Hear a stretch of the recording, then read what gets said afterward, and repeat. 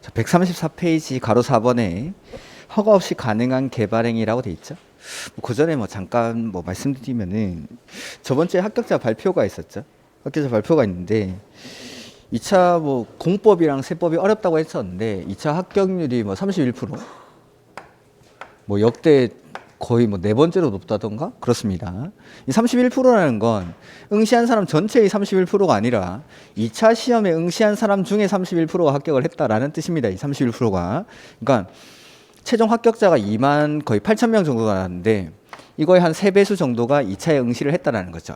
그럼 여러분 옆에 2차 시험장에 앉아 있는 사람 중에 절반은 2차 시험에 자격도 없는 사람들이 그냥 앉아 있는 겁니다. 예, 자기가 1차에 떨어진지도 모르고 앉아 있는 사람들이 많죠. 근데 시험은 끝까지 치셔야 됩니다. 시험장에 갔을 때 절대로 그냥 중간에 나오면 안 됩니다. 그래서 보면은 올해는 공법이랑 세법이 좀 어려웠습니다. 그래도 이렇게 합격률이 높다라는 건 역시 공법은 중요한 과목이 아니다 그 말이죠. 이 중개법이 보통 합격자가 나오면은 80점 정도? 그 3월 달쯤 되면은 합격자 통계가 나와요. 통계가.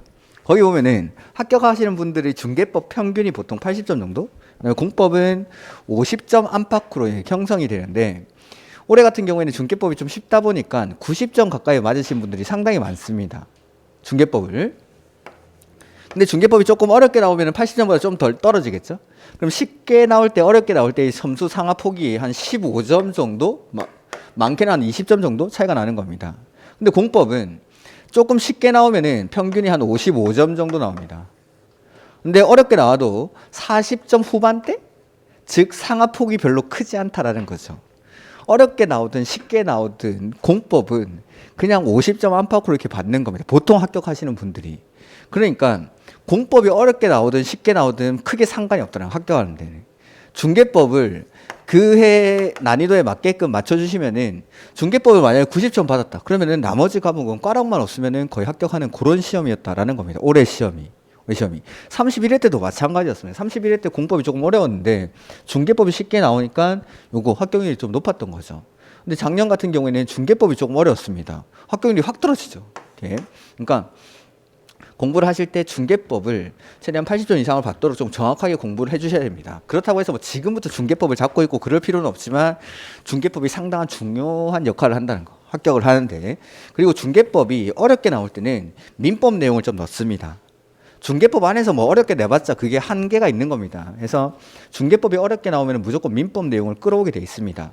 민사특별법이라든지 민법의 좀 어려운 내용들을 살짝 넣어가지고 문제를 어렵게 출제를 합니다. 그래서 1차랑 같이 2차를 준비하시는 분들이 훨씬 합격하는 데는 도움이 많이 됩니다. 그런 면에서는 민법이 등기법에 영향을 준다 하는데 그런 건 영향이 별로 없습니다. 영향이 별로 없는데 등기법은 그냥 등기법 따로 보는 겁니다. 근데 민법을 좀 많이 알면 중개법이 조금 어렵게 나왔을 때 약간 대비가 된다라는 거. 그래서 보시면 아시겠지만 중개법은 점수 상하폭이 상당히 크다라는 거. 난이도에 따라서 올해는 만약에 순서대로라면 중개법이 어렵게 나올 순서입니다. 그러니까 중개법의 조문 같은 것들, 쉬운 내용들을 틀리지 않도록 노력하는 거고, 그 다음에 공법도 어렵게 나오면 어렵게 나올수록 쉬운 문제를 틀리면 안 됩니다. 어렵게 나오는 문제는 우리가 공부를 해서 맞출 수 있는 영역이 아닙니다. 그것까지 다 공부를 하자면은 이제 공법을 몇 년을 공부를 하셔야 됩니다. 그러니까 어렵게 나오는 건 어차피 틀릴 건데 그렇게 어렵게 나올수록 쉬운 문제들을 틀리면은 치명적인 거죠. 어려운 문제는 또 틀릴 거니까. 대신에 올해 만약에 공법이 예상한 대로 무난하게 출제가 됐다라고 하면은 한 60점 정도로 목표로 공부를 하시는 겁니다. 공법만 60점 받아주면은 합격하는 게 상당히 수월합니다. 이의제기를 79문제가 들어갔다던데 그 중에 3문제 받아줬죠. 민법, 중개법, 학개론이 전원정답 하나, 민법이 복수정답 하나, 지적법에서 하나 이렇게 받아준 것 같습니다. 1차 과목은 1차는 합격률이 20%가 채 안 됩니다. 보통은 요 정도 선에서 맞추는 게 대부분인데 원래는 의도 자체는 20% 선으로 맞추려고 하는데 1차는 20%가 안 되니까 이의제기를 2개나 받아준 거죠. 근데 2차는 이의제기 안 받아줘도 지금 30%가 넘었는데 공법 이런 거 한두 문제 건져줘 버리면은 합격률이 너무 올라가는 겁니다. 그러면은 의도적으로 또 안 받아주는 경우도 있다라는 겁니다. 이렇게.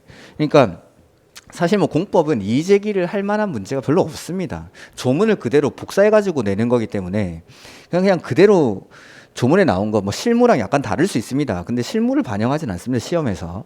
그러니까 그런 것들인데 아무튼 올해는 2차 합격률이 상당히 높아서 이재기도 2차는 한 문제밖에 안 받아줬습니다. 근데 총 3문제라면은 충분히 받아준 겁니다.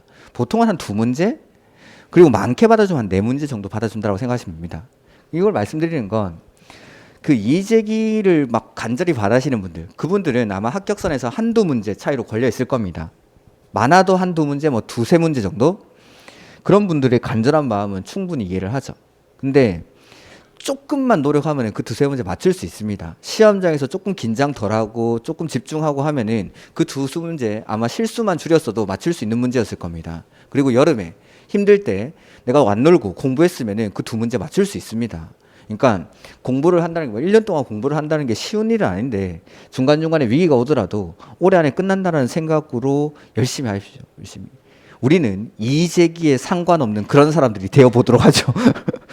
이의제기에 관계없이 합격할 수 있는 그런 사람이 되면 한 달이 너무 즐겁습니다. 이렇게.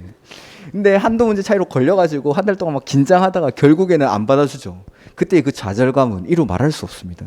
시험에 안 떨어져 본 사람들은 그 시험에 떨어졌을 때의 좌절감을 잘 모릅니다. 저는 자주 떨어져가지고 잘 알고 있는데 그 시험에 떨어지는 게 힘듭니다. 가슴이 되게 아픕니다, 이게. 그러니까 이의제기에 관계없이 합격할 수 있도록 조금만 더 하면 됩니다. 진짜 2-3문제 이런 것들은 조금만 더 하면 되니까 힘내시고 끝까지 포기하지 마시고 화이팅 하십시오. 자, 가로 4번에 허가 없이 가능한 행위라고 나와 있죠. 아까 개발행위 허가를 받는 이유는 난개발을 방지하기 위해서. 근데 이러한 것들은 난개발로 보지 않겠다라는 겁니다. 자, 여기뿐만 아니라 다른 데서도 좀 통용되는 이야기인데, 자, 공법은 무슨 법이라고 했죠? 규제법입니다. 즉 공법은 요 규제라는 다리가 있습니다. 이 규제라는 다리를 건너기 위한 각종 절차를 규정한 게 바로 공법입니다. 그래서 요 다리에다가 바리케이트를 이렇게 설치를 하는 거죠. 해가지고 A라는 행위를 할 때에는 허가를 받아야 한다. B라는 행위를 할 때에는 인가를 받아야 한다. C라는 행위를 할 때에는 승인을 받아야 한다. 이렇게 규정을 해놓은 겁니다. 그리고 갑이라는 사람이 A라는 행위를 하기 위해서는 허가를 받아야겠죠. 허가증을 들고 이 규제라는 다리를 건너기 위해서 여기 오면은 허가증을 보여주면은 통과. 뭐 을이라는 사람은 인가 받아야 되는 행위를 합니다. 그러면 인가증 보여주면 통과. 이렇게 시켜주는 겁니다. 그거 하는 걸 배우는 겁니다. 공법이 다. 그래서 어떤 행위를 하기 위해서 뭐가 필요한지, 그리고 이러한 것들을 받기 위한 각종 절차들, 그리고 이걸 갖추면은 통과를 시켜주겠다라는 겁니다. 이렇게. 근데 어떤 행위들은 이 다리를 프리패스하는 애들이 있습니다. 얘네는 규제 대상에서 그냥 배제하겠다라는 거. 배제하겠다. 그러니까 얘네는 허가나 인가, 승인 대상에서 빼버리는 겁니다. 대표적으로 한 3가지 정도가 있는데, 첫 번째, 아주 경미한 행위들입니다. 사소한 행위들은 규제 대상에서 배제를 합니다. 두 번째는 공적 목적으로 하는 것들. 공공이 공적 목적으로 하는 행위들은 역시 규제 대상에서 배제를 합니다. 세 번째, 생업과 관련해서 하는 행위들. 뭐 농사 짓거나 아니면 주택을 건축하거나 이런 것들은 대부분 규제 대상에서 빠진다라고 생각하시면 됩니다. 아니면 규제의 단계가 한 단계 낮아지는 거라고 생각하시면 됩니다. 이거는 기본 원리입니다. 기본 원리. 그래서 다른 데서도 뭐 허가 받아야 된다, 인가 받아야 된다, 승인 받아야 된다. 다만 이러한 경우에는 허가를 받지 않는다. 이러한 경우에는 허가 받아야 되는데 원래는 신고해도 된다. 이렇게 되는 게 있습니다. 그 대부분이 이런 것들이라고 생각하시면 됩니다. 지금 보시면은 여기 허가받지 아니하고 할 수 있는 행위가 한 3페이지에 걸쳐서 쭉 나와 있습니다. 요것도 요 3가지 안에 다 걸리게 돼 있습니다. 요 3가지 안에. 그러니까 아까도 말씀드렸지만 개발행위 허가에서는 제일 처음으로 시험에 나오는 게 허가 받아야 되는 행위, 허가 안 받고 할 수 있는 행위를 구별하는 문제입니다. 그 구별할 때 여기 있는 허가 안 받고 할 수 있는 행위들이 아마 지문에 나와 있을 겁니다. 그걸 기억을 하셔야 되는데 그걸 다 외우는 게 아니라 왜 허가를 안 받는지를 지금부터 하나하나 설명을 드릴 테니까 이러한 이유로 허가를 안 받는구나 라는 걸 기억하시면서 한 2-3번만 읽어보면은 이거 틀리지 않습니다. 절대로. 그래서 하나씩 보면은 그 밑에 다음에 해당하는 행위는 개발행위 허가를 받지 아니하고 할 수 있다라고 돼 있죠. 그래서 동그라미 1번에 박스 안에 재해복구나 재난수습을 위한 미출 응급조치. 허가 안 받을 것 같죠? 이런 것들은 응급조치를 하니까. 근데 박스 위에 보시면은 이러한 응급조치는 허가를 안 받고 할 수 있는데 동그라미 1번은 조치를 한 후에 1개월 동그라미 하시고 신고 미출. 다음 페이지 말고 박스 바로 위에. 그 다음에 동그라미 2번 이런 것들은 아직 건축법을 안 배웠으니까 넘어가겠습니다. 135페이지 동그라미 3번에 보시면은 그 밖에 경미한 행위라고 돼 있죠.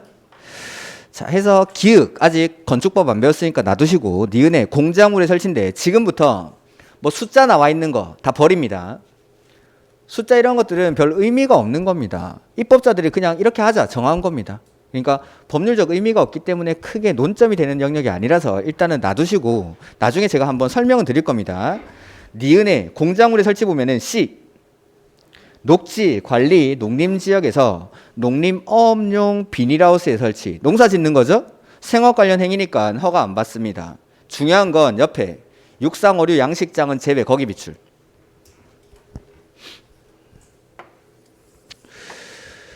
자, 토지에 비닐하우스를 만들어 가지고 여기 수족관을 설치를 했습니다. 해서 여기다 물을 채워 놓고 멸치 넣어 가지고 고래가 될 때까지 키우는 거죠. 이 육상, 어류, 양식장. 여기 있는 물고기들은 이 수족관 안에서 명상하고 독서하고 이런 거 합니까? 먹고 자고 싸고 합니까? 그렇죠. 그럼 물고기를 키우려면 일단 사료가 투입이 돼야 됩니다. 그럼 바닥에는 사료 찌꺼기가 쌓이겠죠? 먹었으니까 싸야죠. 물고기 배설물들이 있습니다. 그 다음에 좁은 공간 안에 물고기들이 많이 있으니까 여기에는 각종 항생제, 약품 같은 걸 투입을 하는 겁니다. 그리고 물고기 빨리 키우려면 성장 촉진제 이런 것도 집어넣어야겠죠? 그럼 이 물고기는 각종 항생제, 성장 촉진제를 먹고 자란 애들입니다. 그래서 우리가 감기가 걸리면 양식 광어 한 마리 딱 사 먹으면 감기가 똑 떨어지죠. 네, 항생제가 다 들어있으니까. 감기약을 먹을 필요가 없죠. 그래서 이 물에는 지금 사료 찌꺼기, 물고기 배설물, 각종 약품 이러한 것들이 막 섞여 있는 겁니다. 이게 만약에 주변 토사로 흘러 들어가면 안 되겠죠. 해서 이거는 허가받고 해야 된다라는 겁니다. 난개발을 유발할 수 있으니까. 오케이. 그 다음 토지의 형질 변경 A, B 숫자 나오니까 버리고 C 조성이 완료된 기존 대지라고 돼 있죠. 깎고 쌓고 다지고 포장하고 다 했습니다. 거기서 하는 형질 변경은 경미한 행위인 겁니다. 경미한 행위. 그러니까 평평하게 만들었는데 건물 짓다 보니까 조금의 수정이 필요한 거죠. 그렇게 하는 형질 변경은 경미한 행위니까 허가를 받지 않겠다라는 거. 근데 중요한 거 가로 안에 절토 성토는 제외 밑줄. 가로 아닙니까? 깎고 쌓고 하는 것까지 경미한 것으로 보진 않겠다라는 뜻입니다. 그 다음에 뒤에 보시면은 맨 앞에 국가 지자체라고 돼 있습니까? 저는 이 뒤로 읽어본 적이 없습니다. 공적 목적입니다. 공적 목적. 국가 지자체가 공익상 됐네. 국가 지자체가 공적 목적으로 하는 거니까 허가 안 받습니다. 그다음 리을의 토지 토석 채취 숫자 나오니까 버리고 미음 토지의 분할인데 자 사도 개설 허가 이거 도로 만드는 거죠. 도로 만드는 겁니다. 사도 도로 만드는 거니까 공적 목적. 그다음에 B에 토지의 일부를 공자 보이죠? 공공용지 공용지 역시 공적 목적입니다.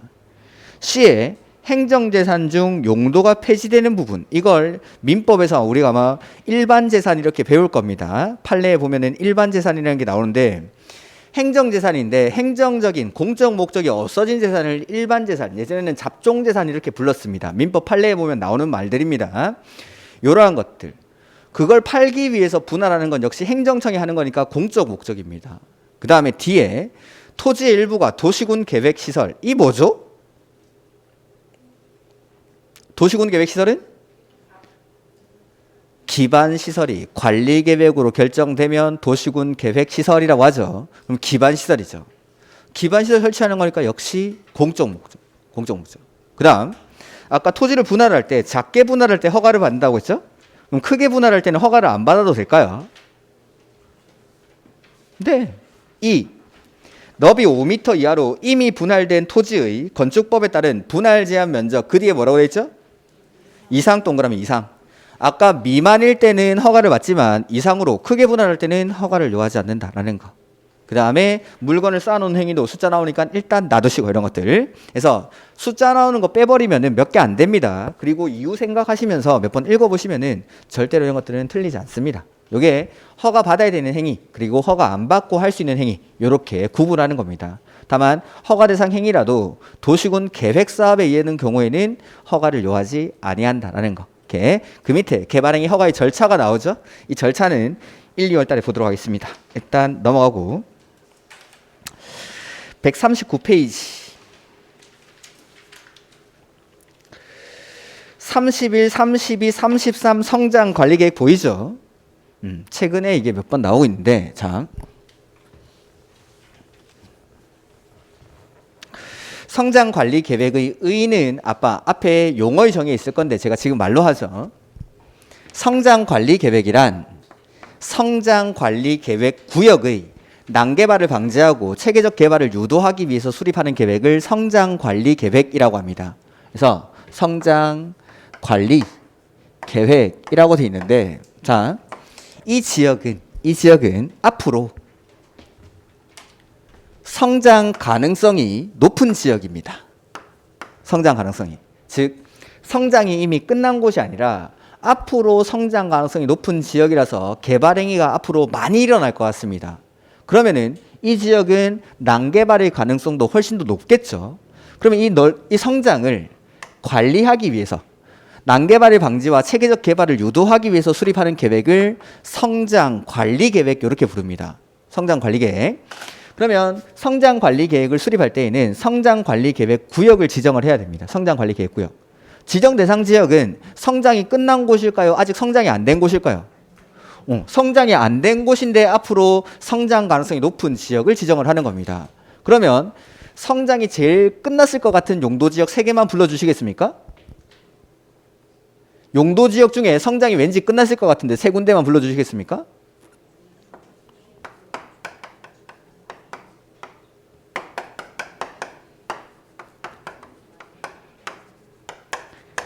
성장을 앞으로 할 것 같은 데다가 지정을 하는 거니까 주상공에다가 지정하는 게 아니라 녹간농자 중에 성장 가능성이 높은 지역을 지정하겠다. 시험에 2번 나왔던 게 이겁니다.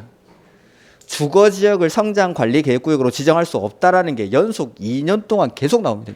이거 왜 내는지 모르겠는데, 그러니까 성장관리계획구역이 뭔지만 알면 이런 것들은 틀리지 않습니다. 그래서 성장관리계획구역이란 성장이 끝난 곳이 아닙니다. 앞으로 개발행위 발생 가능성이 높은 지역의 난개발을 방지하고 체계적 개발을 유도하기 위해서 성장이 끝나 있는 주상공이 아니라 녹간농자에다가 지정하겠다라는 거. 이거 누가 지정하죠? 특광시군. 제가 아까 개발행위 허가 뒤쪽으로는 끝날 때까지 싹 다 특광시군밖에 안 나온다고 했죠. 그래서 거기 보면은 성장관리계획 구역의 지정 등이라고 돼 있는데 특광시군 똥똥똥똥 녹관농자 똥똥똥똥.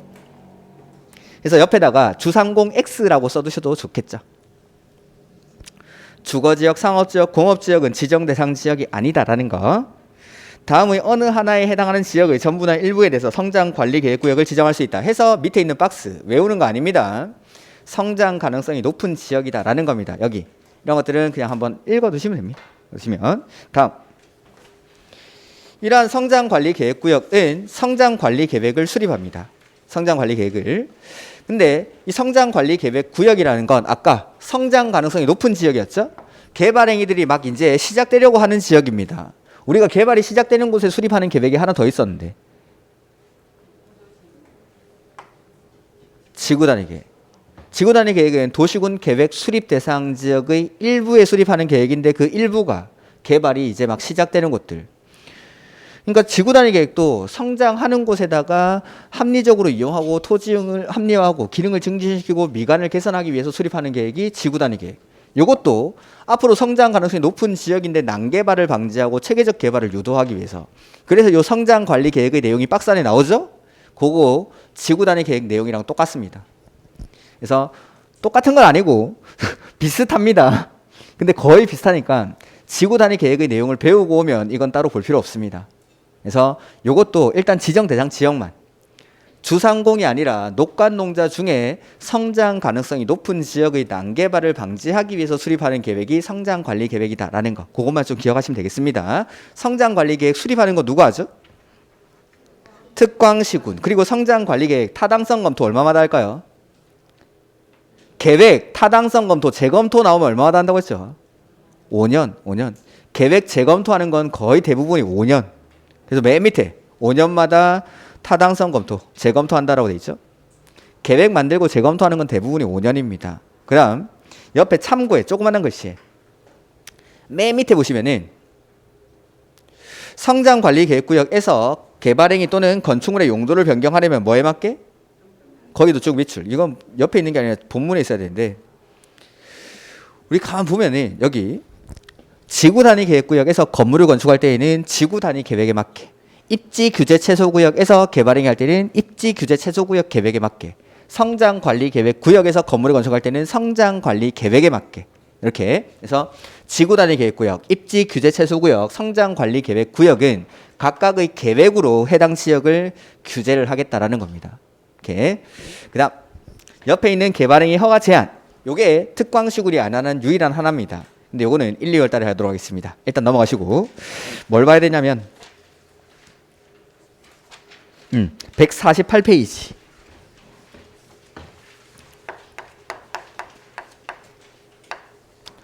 거기 보면은 개발행위에 따른 기반시설의 설치라고 돼 있죠. 그래서 개발행위와 기반시설을 연동을 시켜서 같이 한번 생각을 해보자라는 제도가 요 개발행위에 따른 기반시설의 설치라고 해서 이걸 다른 말로 기반시설 연동제 이렇게 부르는 겁니다. 기반시설 연동제. 자, 보면은 어떤 지역에서 개발행위가 일어납니다. 개발행위가 일어난다는 건 없던 건물이 들어서고 그로 인해서 사람들이 막 몰려들고 있습니다. 이 지역에. 그러면 개발행위로 인해서 그 지역의 기반시설은 부족해질까요? 남아돌까요? 부족해지겠죠? 자, 이렇게 부족해진 기반시설 이제 어떻게 해야 되죠?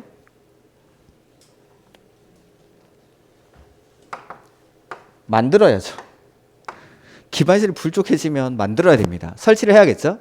근데 이 설치가 처음부터 곤란한 지역이 있고 가능한 지역이 있다라는 거예요. 곤란한 지역이 있고 가능한 지역이 있다. 그래서 곤란한 곳을 지정하는 게 뭐냐면 개발, 밀도, 관리, 구역입니다. 가능한 데 지정하는 게 기반, 시설, 부담, 구역입니다. 일단 요거부터 구분하시면 됩니다. 자, 개발행위가 일어나고 그로 인해서 기반시설이 부족해집니다. 그럼 이 부족해진 기반시설을 설치를 해야 되죠. 설치가 처음부터 곤란한 지역이 있고 가능한 지역이 있는데 곤란한 데 지정하는 게 뭐죠? 개발, 밀도, 관리구역. 가능한 데 지정하는 건 기반시설, 부담구역. 이게 무슨 말인지 한번 보죠. 개발행위로 인해서 기반시설이 부족해지는 것 똑같고 그 다음에 설치를 해야 되는데 어떤 지역은 곤란하다라는 거. 어떤 데냐면 이미 개발이 빡빡하게 돼 있는 데입니다. 더 이상 양옆으로 도로를 확충하기도 곤란하고 전기수도와 같은 기반시설을 확충하기가 상당히 곤란한 지역입니다. 왜냐하면 여기는 이미 개발 밀도가 무지하게 높으니까 도로 양옆으로 건물들이 빼곡하게 들어와 있는 겁니다. 이러한 지역에서는 높은 개발 밀도를 관리를 해야겠죠?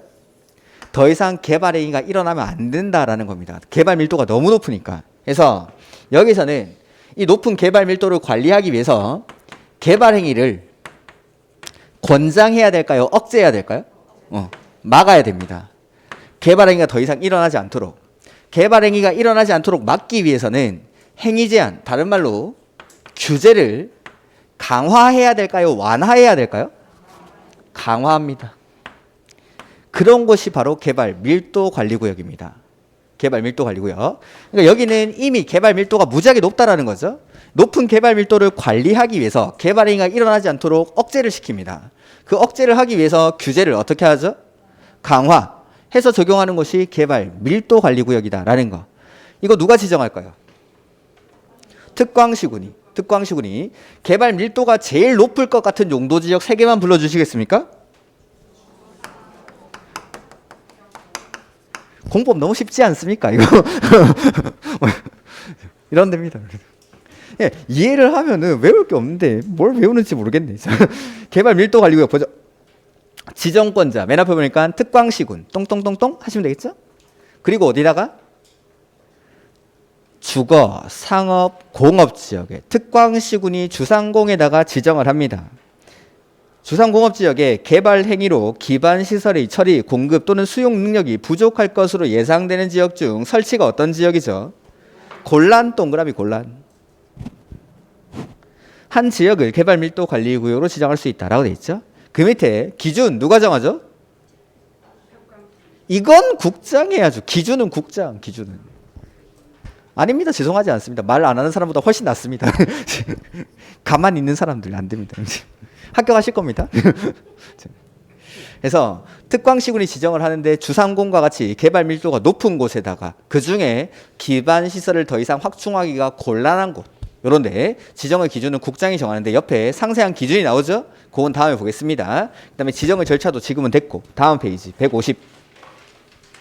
자, 여기는 이미 개발 밀도가 무지하게 높기 때문에 개발을 억제를 해야 됩니다. 그러기 위해서 행위 제한, 규제를 어떻게 한다고 했죠? 강화해서 건폐율이나 용적률을 강화를 합니다. 근데 법에서는 건폐율이나 용적률을 강화하겠다라고 규정을 하고 대통령령에서는 용적률을 최대 50%까지 강화해서 적용합니다. 예를 한번 들어보죠. 여기 왕복 한 2차선 도로가 있는데 이 양옆으로 건물들이 아주 빼곡하게 들어와 있습니다. 개발 밀도가 상당히 높은 지역이죠. 근데 개발업자가 이 지역을 지나가다가 1층짜리 2층짜리 건물 한 3개가 보이는 거죠. 조그만한 거. 이거 3개 사가지고 내가 저기다가 하필해서 건물 지으면 수익성이 좀 괜찮겠는데? 라는 생각이 드는 겁니다. 그래서 요거 사가지고 요 3필지 사가지고 여기다가 한 6층 7층 되는 건물을 지을 생각을 하는 거죠. 가만 보니까 이 동네에는 병원이 많이 부족합니다. 그래서 한 6층짜리 지어가지고 2층에 내과, 3층에 치과, 그 다음에 5층에 이런 거, 그 다음에 뭐가 있지? 이비인후과 이런 거 넣는 겁니다. 그리고 병원 들어오면 1층에 뭐 들어오죠? 네, 그렇습니다. 메디컬 센터를 지어야겠다 생각을 하는 거죠. 그 다음 이 동네는 보니까 학원이 없어가지고 애들이 학원을 되게 멀리까지 갑니다. 5층에 수학학원, 6층에 영어학원, 7층에 독서실, 이렇게 하면 대박이겠는데? 라는 생각을 하는 겁니다. 해서 건물을 지으려고 했는데 여기가 개발 밀도 관리 구역이라서 용적률이 최대 50%까지 강화가 됩니다.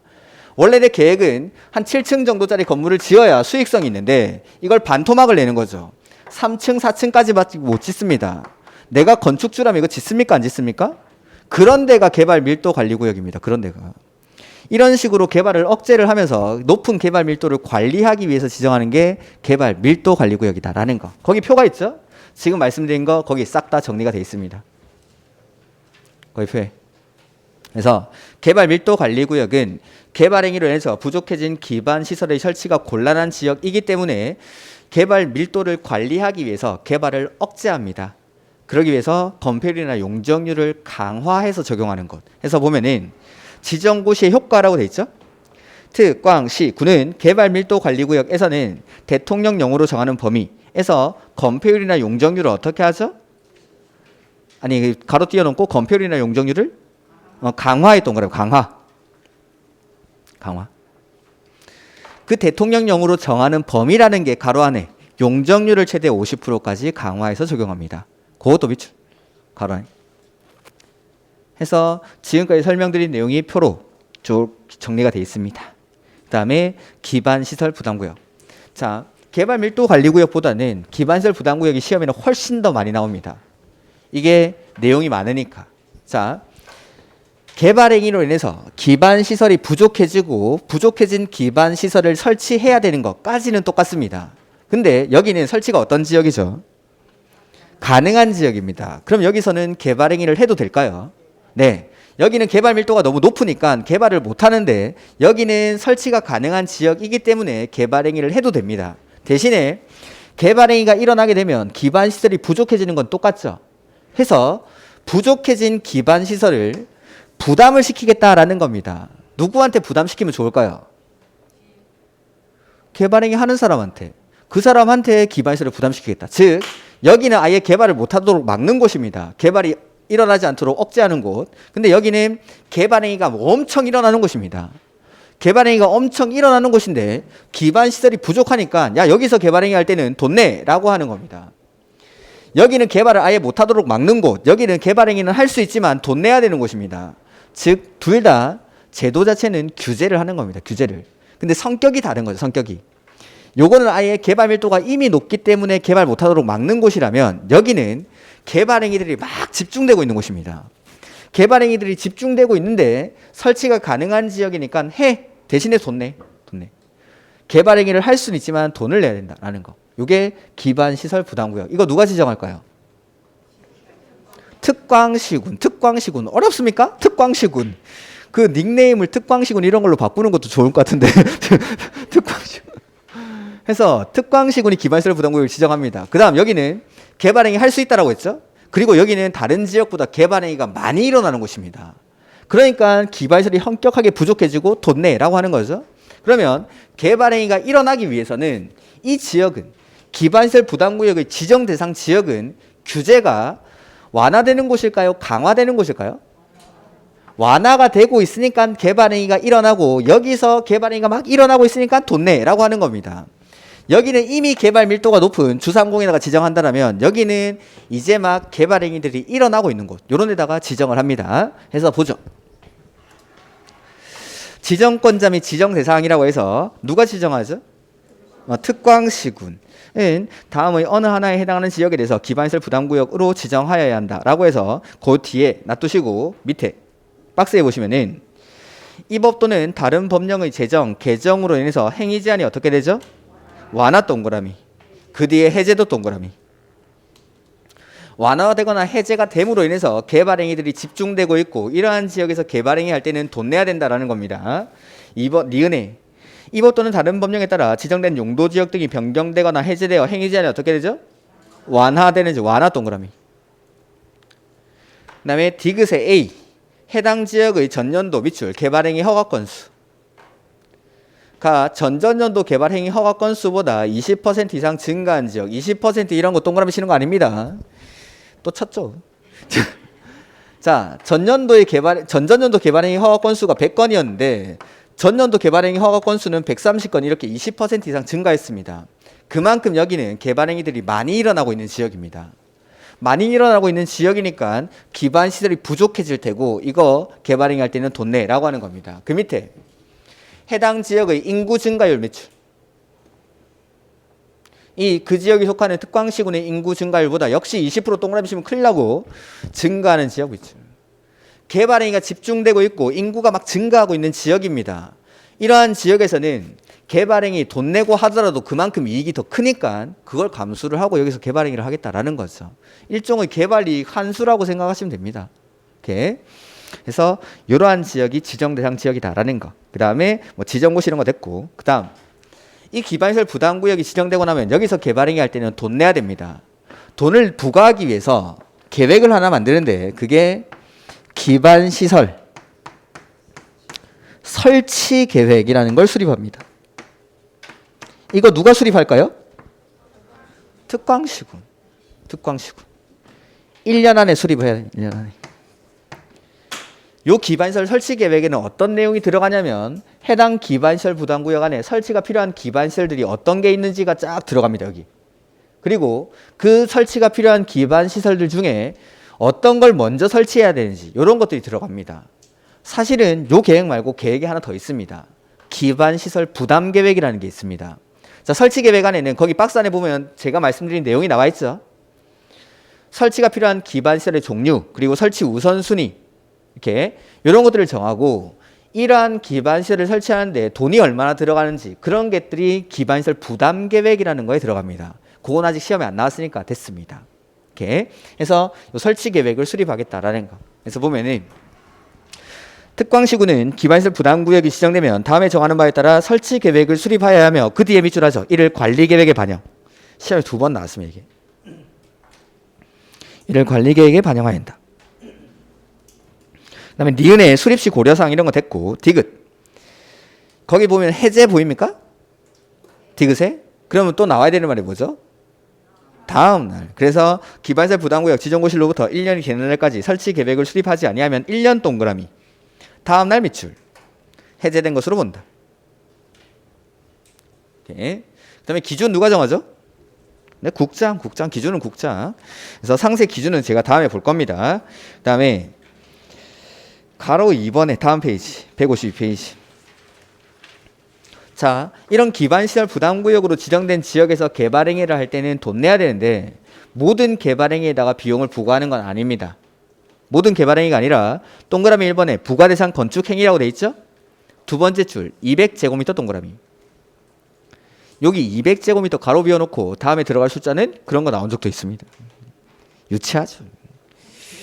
200제곱미터를 초과하는 건물의 밑줄, 신축, 증축. 이거에 대해서만 부과를 하겠다라는 겁니다. 이거만. 그래서 전에 한번 시험에 나왔던 게 기반시설 부담구역에서 개발행위를 하려는 자는 기반시설 설치 비용을 납부해야 한다 이렇게 나왔습니다. 이 말은 모든 개발행위에다가 부과하겠다라는 뜻입니다. 개발행위를 하려는 자는 이라고 했으니까 모든 개발행위가 아니라 뭐? 200제곱미터를 초과하는 신축, 증축에 대해서만 비용을 부과합니다. 그 밑에 있는 것들 일단 놔두시고 다음 한 장 넘겨볼까요? 154페이지에 옆에 날개에 작은 글씨 있죠? 이것도 작은 글씨에 써놓으면 안 되는데 1번에 보면은 방금 했던 거 200제곱미터를 초과하는 신축, 증축에 대해서 부과를 합니다. 2번, 3번, 4번 아직 안 했습니다. 놔두시고 5번에 돈을 낼 때는 원칙은 현금으로 냅니다. 현금, 신용카드, 직불카드 등으로 하는 게 원칙인데 거기 뒤에 물납이 가능 거기 밑줄. 이와 비슷한 토지로 하는 납부를 허용합니다. 이거는 우리가 주변에서 되게 많이 봅니다. 어떤 거냐면 자 여기 도로가 있는데 이 도로가 그렇게 넓지 않은 도로입니다. 근데 요 옆에 백화점이 하나 들어오는 거죠. 아니면 마트가 들어옵니다. 그럼 이 도로가 주말이 되면 교통체증으로 마비가 되겠죠. 이 도로가 확장이 됩니다. 도로가 확장이 될 때 대부분이 요 백화점 쪽으로 도로가 물고 들어갑니다. 이쪽으로. 왜냐하면 이때 신세계나 롯데가 자신이 가지고 있던 부지 중의 일부를 도로 부지로 내놓습니까? 이게 바로 물납입니다. 물납. 그래서 원칙은 현금, 신용카드, 직불카드 등으로 납부하는 게 원칙이지만 이와 비슷한 토지로 하는 납부를 허용한다라는 거. 그래서 이렇게 도로 부지를 내놓고 물납을 할 수 있다라는 겁니다. 이렇게 그 다음에 뭐 나머지 내용들 지금 보지 않겠습니다. 여기까지. 그래서 중요한 건 요거 구분하는 거. 구분하는 거. 다시 해보면은 개발행위로 인해서 기반시설이 부족해졌습니다. 그럼 부족해진 기반시설을 설치를 해야겠죠? 설치가 처음에 곤란한 지역이 있고 가능한 지역이 있다라는 거. 곤란한 데 지정하는 게 뭐죠? 개발 밀도 관리구역. 이 지역은 이미 개발 밀도가 엄청나게 높죠. 그럼 높은 개발 밀도를 관리하기 위해서 개발이 일어나지 않도록 막아야 됩니다. 그러기 위해서는 행위 제한을 어떻게 하죠? 강화. 해서 개발 밀도가 높은 어디에다가 지정합니까? 주상공에 누가 지정하죠? 특광시군이. 행위 제한을 강화한다라고 했죠? 건폐율이나 용적률을 강화하는데 용적률을 최대 50%까지 강화해서 내가 지을 수 있는 건물의 용량을 반토막을 내버리는 겁니다. 그런 식으로 개발을 억제하는 것이 개발 밀도 관리구역. 근데 기반시설 부담구역은 부족해진 기반시설의 설치가 가능한 지역입니까? 그래서 개발행위 해도 됩니다. 해도 되고 개발행위가 많이 일어나고 있는 지역입니다. 근데 기반시설이 부족해지니까 부족해진 기반시설을 개발행위 하는 사람에게 부담을 시키기 위해서 지정하는 곳이 기반시설 부담구역입니다. 이거 누가 지정하죠? 특광시군이. 규제가 완화되는 곳에 지정합니까? 강화되는 곳에 지정합니까? 완화되고 해제되는 곳에다가 그로 인해서 개발행위가 일어나고 있으니까 그 지역에 지정을 하겠다라는 거. 이렇게 해서 기반시설 부담구역이 지정되고 나면 기반시설 설치 계획이라는 걸 수립합니다. 얼마 안에? 1년 안에. 그리고 이 계획을 관리계획에 반영을 해줍니다.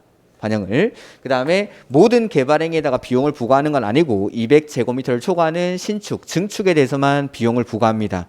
비용은 원칙 현금으로 납부하는 게 원칙이지만 물납할 수 있습니까? 네, 그렇습니다. 여기까지가 국계법입니다. 여기까지. 뭐 거의 한 4주 정도를 쓴 것 같은데 보통의 수업에서도 8주 수업 중에 한 4주 정도는 국계법에 할애를 할 겁니다. 그만큼 중요한 게 국계법입니다. 그리고 국계법을 이해를 하시고 나면은 개발법이나 정비법은 자동으로 알아서 쉬워질 겁니다. 이렇게. 그리고 개발법이나 정비법 제가 수업을 할 때 얘네들을 계속 가지고 올 겁니다. 국계법에 나왔던 개념들을. 책 좀 덮지 마시고 아직 안 끝났습니다. 그래서 국계법은 크게는 계획이랑 이용으로 구분하고 계획에서 광역 기본 관리계획, 여기서는 계획을 수립하는 절차를 배운 겁니다. 계획 어떻게 만드는지, 지정, 수립, 승인, 입안 결정, 고시, 그리고 관리계획을 통해서 구체화되는 내용, 이런 것들 해서 용도 지역, 지구, 구역, 기반 시설, 지구 단위 계획 등에 대해서 배운 거죠. 그리고 이용하는 행위를 개발행위, 그리고 할 때는 허가를 받아야 합니다. 그리고 개발행위에 따른 기반 시설의 설치라고 해서 개발 밀도 관리 구역, 기반 시설 부담 구역까지 이게 국계법입니다. 국계법. 그 다음에 이제 도시개발법이죠. 도시개발법이라는 건 신도시 만드는 법이죠. 신도시 만드는 법입니다. 도시개발법이라는 게. 그래서 이 도시개발 사업을 하는 절차에 관해서 다룬 법률이 도시개발법입니다. 도시개발법. 보칙 그런 건 안 봅니다. 그래서 172페이지 한번 보실까요?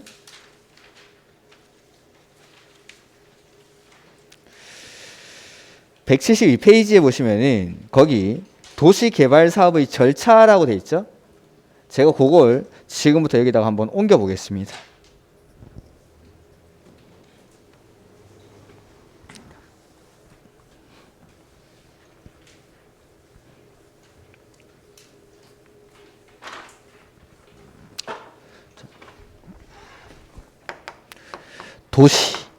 도시개발법이라는 건 신도시 만드는 법입니다. 신도시 만드는 법. 그래서 여기는 지금 현재 아직 개발이 안 된 토지입니다.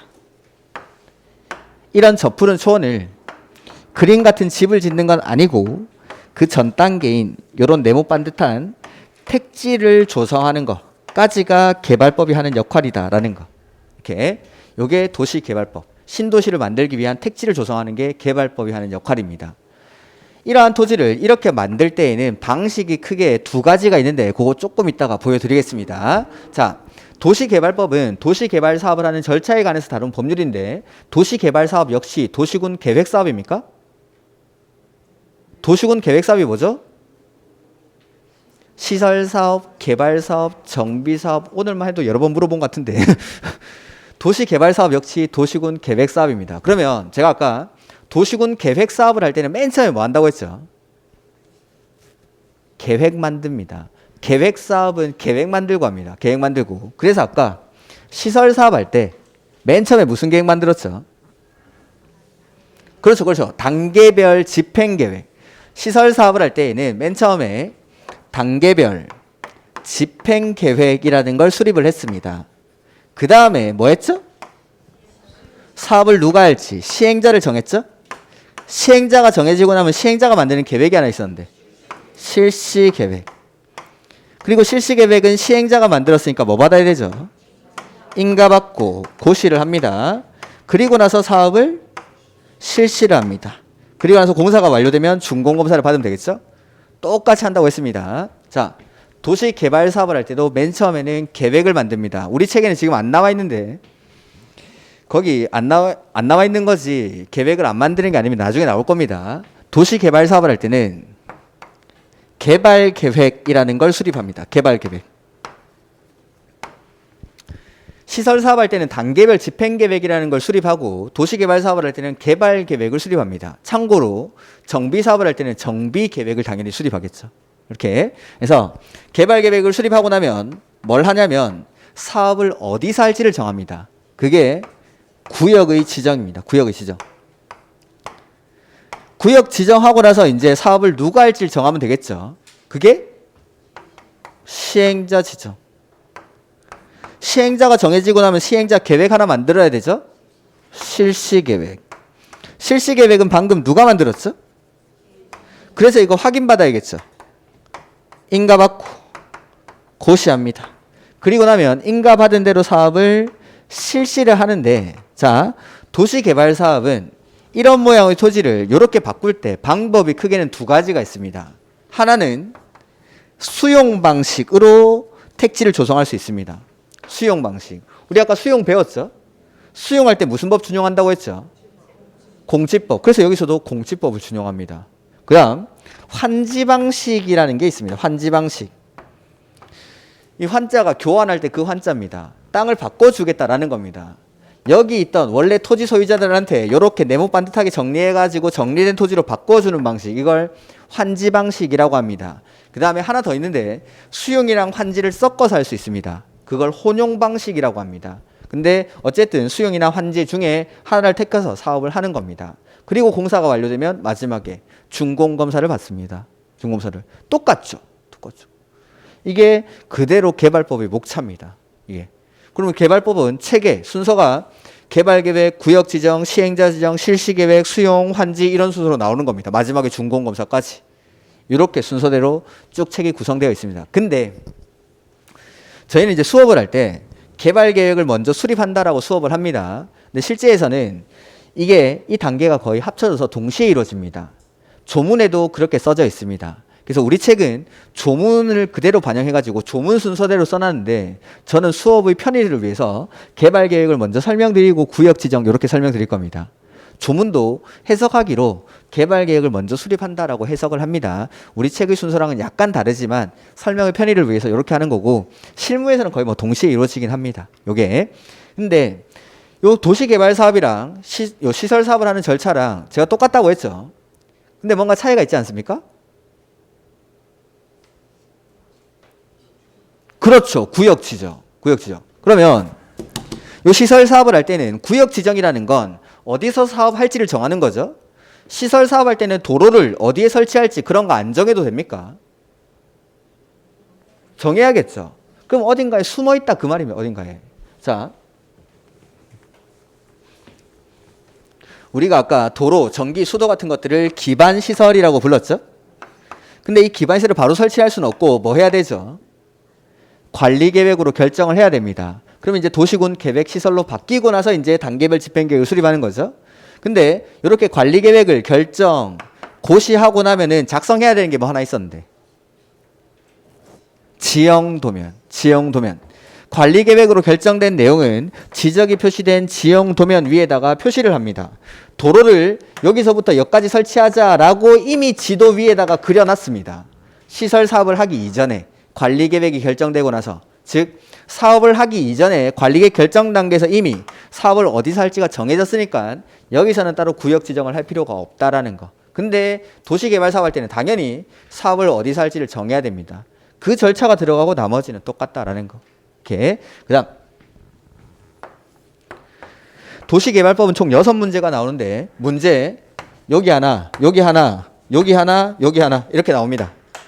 6문제 중에 4문제 가르쳐 드렸습니다. 물론 제가 가르쳐 드린다고 다 맞추는 건 아니지만 일단 4개는 여기서 나옵니다. 크게 보면은 자, 사업을 구역 지정이라는 건 어디서 하는지입니다. 어디서 하는지. 시행자 지정이라는 건 누가 하는지, 누가 하는지. 그다음에 실시는 사업을 어떻게 하는지. 여기서 각각 한 문제씩 내겠다라는 겁니다. 어디서 하고, 누가 하고, 어떻게 하고 이런 것들. 이게 각각 한 문제씩 출제가 됩니다. 이렇게. 그래서 오늘 개발 계획만 간단하게 잠깐 볼 건데, 자 보면은 자 거기 176페이지 총칙이라고 돼 있는데 뭐 좋은 말이니까 한번 읽어보시면 됩니다. 용어의 정의는 여기서는 뭐 따로 볼 거 없습니다. 도시개발구역은 도시개발 사업 하는 곳이고, 가로 2번에 도시개발 사업은 신도시 만드는 사업입니다. 한마디로 말하면. 그 다음에 3번 보면은 국계법에서 사용하는 용어는 이 법으로 특히 따로 정하는 경우에는 이 법에서 이를 적용한다. 그러니까 우리가 국계법에서 배웠던 용도지역, 용도지구, 용도구역, 지구단위 계획구역 이런 것들 여기서 똑같이 적용하겠다라는 겁니다. 그럼 국계법의 용도지역, 용도지구를 모르면 당연히 어렵습니다. 계속 용도지역이 나올 거고 용도지구가 나올 겁니다. 여기 개발행위 허가 같은 것도 나올 거고. 근데 그게 이해가 안 되면 여기서 나오는 용어들이 어렵기 시작하겠죠. 이렇게. 그래서 국계법을 계속 보시라는 거고, 거기 사업의 절차를 수용이랑 환지 방식으로 나눠놨는데 제가 하는 거랑 여기 써놓은 거랑 똑같습니다. 여기는 보시다시피 개발 계획이랑 구역 지정에 플러스 해놨죠. 동시에 한다라는 뜻으로 해놓은 건데 저희는 해석을 할 때 개발 계획을 먼저 수립한다라고 해석을 합니다. 그래서 어딜 볼 거냐면 182페이지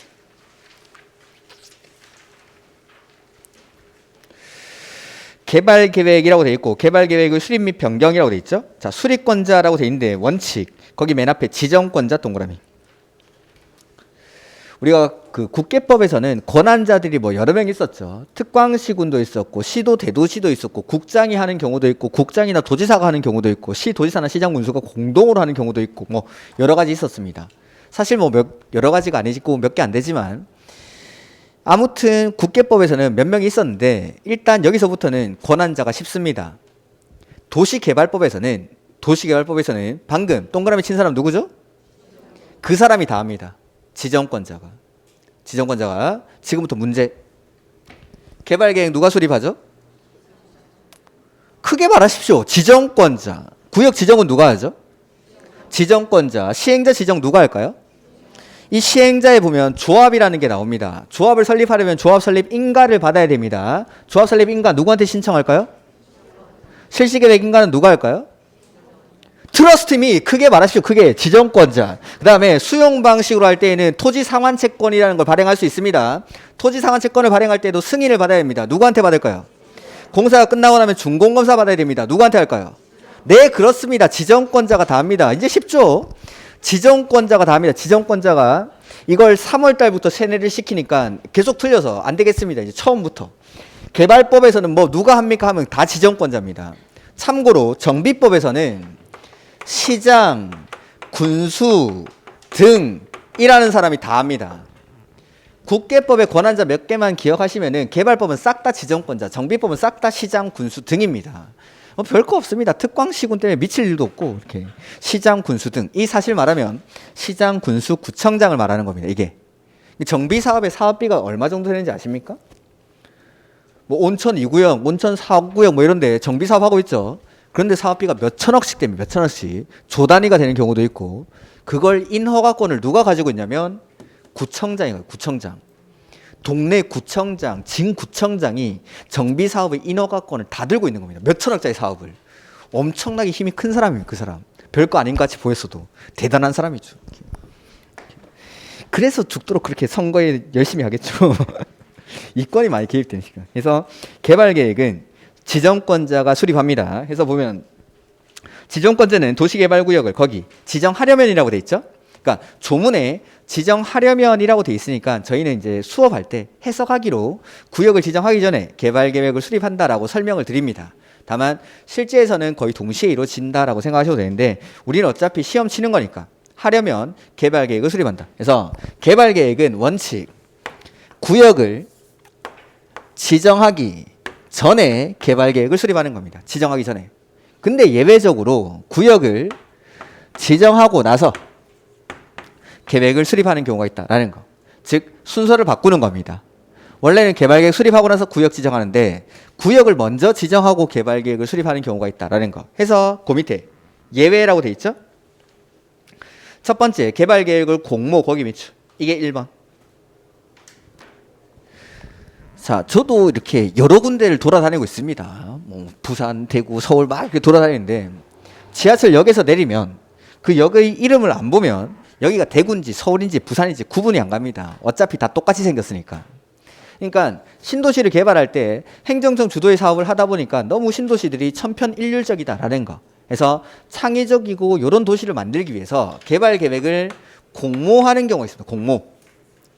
공모를 하기 위해서는 A에서 사업을 하는지 B에서 사업을 하는지를 먼저 정해야 됩니다. A에서 사업을 하겠습니다 라고 해놓고 여기에 개발계획, 맞는 개발계획을 공모에 응하세요 라고 하는 거죠. 그러니까 공모를 하기 위해서는 먼저 사업 대상 지역이 정해져 있어야 되니까 이런 데서는 구역을 먼저 지정하고 개발계획을 수립합니다. 첫 번째는 공모입니다. 그 다음의 지역에 도시개발구역을 지정할 때 거기 밑줄 구역을 지정한 후에 개발계획을 수립. 개발계획에서 시험 제일 많이 나오는 게 이겁니다. 그래서 첫 번째는 공모. 그 다음 두 번째는 박스 안에 보면 자연 녹지 지역입니다. 자연 녹지 지역.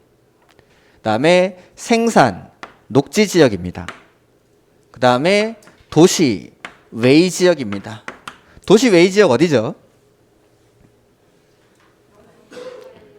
관리, 농림, 자연환경 보전지역. 도시 빼고 나머지 관리, 농림, 자연환경 보전지역. 그 다음 거기 네 번째 거 빼고 미음.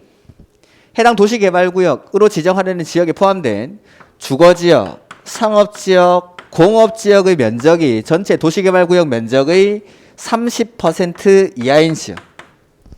이걸 반대로 말하면 70% 이상이 녹간농자다 이 말입니다. 녹간농자다.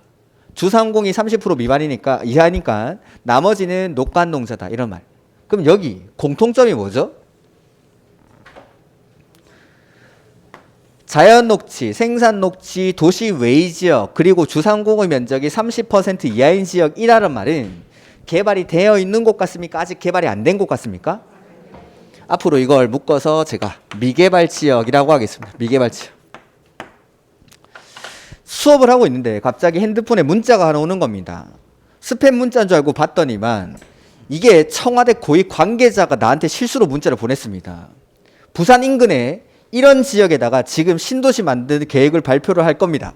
라는 문자가 이거 나한테 온 거죠. 지금 앉아 있어야 됩니까? 나가야 됩니까? 그래서 이거는 구역을 지정하고 나서 개발 계획 수립합니다.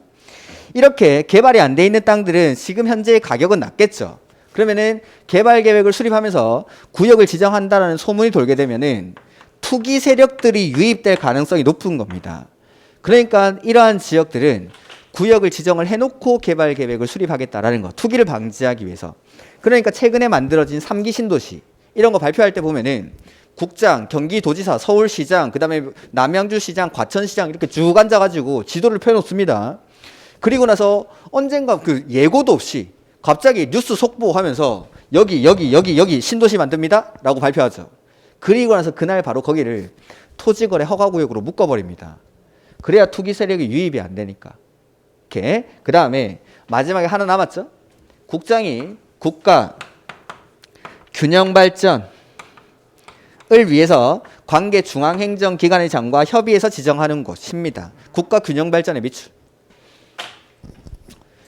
그래서 협의를 하기 위해서는 사업 대상 지역이 일단 정해져 있어야 뭐 협의할 거리가 있겠죠. 그래서 그렇게 이해를 하시면 되겠습니다. 보면은 첫 번째가 아까 공모. 이게 첫 번째. 이유는 다 말씀드렸습니다. 공모. 그 다음에 자연녹지, 생산녹지, 보시다시피 용도지역 계속 나오죠. 자연녹지, 생산녹지, 도시 외의 지역, 그리고 주상공의 면적이 전체 도시개발구역 면적의 30% 이하인 지역. 여기를 묶어서 제가 미개발 지역이라고 했습니다. 미개발 지역. 그 다음에 네 번째가 국장이 국가 균형 발전을 위해서 관계 중앙행정기관의 장과 협의해서 지정하는 곳. 가로 안에 자연환경 보전 지역은 제외한다까지도 밑줄에 넣죠. 이러한 지역에서는 개발 계획을 먼저 수립합니까? 구역 지정을 먼저 합니까? 구역 지정을 먼저 하고 그 뒤에 개발 계획을 수립하겠다라는 겁니다. 구역을 지정하고 나서 개발 계획을 수립한다. 요게 개발 계획입니다. 개발 계획. 그리고 이거 누가 수립하죠? 지정권자가 이렇게 개발 계획을 수립하고 나면 나중에 뭐 뒤에 보면은 동의 요건이라든지 이런 것들이 있는데 그 동의 요건은 다음에 볼 겁니다. 그 가로 4번에 동의 요건이 나오죠. 뭐 숫자 나오는 거 이런 것들은 나중에 봐도 되고 그 다음에 하나만 더 보자면 185페이지 2번에 보면은 개발 계획의 내용이라고 돼 있습니까? 거기 보시면 18번까지인가 아마 나올 겁니다. 개발 계획의 내용 18번까지. 개발 계획에는 뭐가 포함되어야 된다. 이렇게 시험에 나옵니다. 그럼 18가지 외우라고 하면 힘들겠죠? 안 외우겠습니다. 지문에 만약에 개발 계획에는 뭐가 포함되어야 된다 하면은 그거 맞습니다. 옳은 지문입니다. 개발 계획이라는 건 지금 보시면 개발 사업을 할 때 맨 처음에 만드는 계획이죠. 개발 사업 전체의 방향을 제시하는 계획이고 개발 사업을 전반적으로 포괄하는 계획이 개발 계획입니다. 그러니까 이 개발 계획 안에는 개발 사업에 관한 대부분의 내용이 다 들어간다라고 생각하시면 됩니다. 그래서 그걸 틀리게 내기가 되게 힘든 겁니다. 개발 계획의 내용은. 그러니까 뭐는 개발 계획의 내용에 포함되어야 된다. 그러면은 그거 맞는 지문입니다. 이런 것들은 문제풀이 할 때 제가 계속 말씀드릴 겁니다. 이런 문제 푸는 요령들을 익혀야 우리 점수가 나올 겁니다. 그래서 개발 계획에는 뭐가 포함되어야 된다 하면은 옳은 지문인데 여기 절대 들어가면 안 되는 게 하나 있습니다. 그거 나중에 뒤에 가면 하나 배웁니다. 그래서 여기 절대 들어가면 안 되는 계획이 딱 하나 있는데 그거 말고 뭐는 개발 계획에 포함되어야 된다 하면은 옳은 지문. 여기서는 우리가 4개를 외울 건데 그거는 다음에 보겠습니다. 그 다음 186페이지 거기 개발계획 수립 시 기준이라고 돼 있죠. 자, 우리 개발 사업은 관리 계획의 내용이었습니까? 네. 개발 사업이랑 정비 사업. 그러니까 개발 사업은 원래 관리 계획의 내용이었죠. 그래서 개발 사업을 하기 위해서 수립하는 요 개발 계획은 관리 계획보다 상위 계획에 부합하도록 수립을 해야 됩니다. 그래서 거기 3번의 가로 1번 광역도시계획이나 기본계획이 수립되어 있는 지역에 개발계획을 수립하려면 개발계획의 내용이 거기 밑줄 광역도시계획이나 기본계획에 들어맞도록 광역도시계획이나 기본계획에 들어맞도록 지금 186페이지 보고 있는 거죠? 그 다음에 가로 2번은 일단 대집고 가로 3번 복합기능도시라는 게 나오는데 330만 동그라미. 자, 도시개발구역으로 지정하려는 지역의 면적이 330만 제곱미터 이상입니다.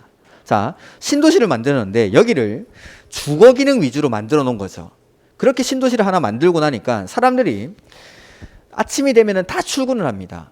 밤에 와가지고 잠만 자고 다시 아침이 되면 다 나가는 거죠. 대낮에는 사람이 하나도 없는 휑한 도시가 되는 겁니다. 이걸 뭐라 부르죠? 배드타운.